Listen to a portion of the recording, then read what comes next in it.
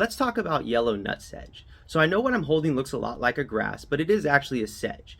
Two distinct differences between a sedge and a grass is that when you take a cross-sectional cut of the stem, a sedge will have a triangle shape where grass will have more of a circle shape. Then if you look at the leaves where they come out of the stem, you'll notice that usually in sedges they'll appear in about groups of 3. The reason this is such a pesky weed in agriculture is because it's really hard to kill. So they spread and reproduce by what are called stolons and tubers. So stolons are just underground roots that will branch off and then form another plant. Tubers are essentially the same thing, but instead of directly forming another plant, they'll usually sit underneath and just collect carbohydrates and energy so that when a stress happens, they'll have that in reserve to produce another plant. So growers will sometimes they'll go through and they'll mow a bunch of this down and it comes right back up. Or they'll go and they'll throw on a really strong contact herbicide. A couple weeks later, it's right back. That's what makes this problem. You've got to take it out at the roots.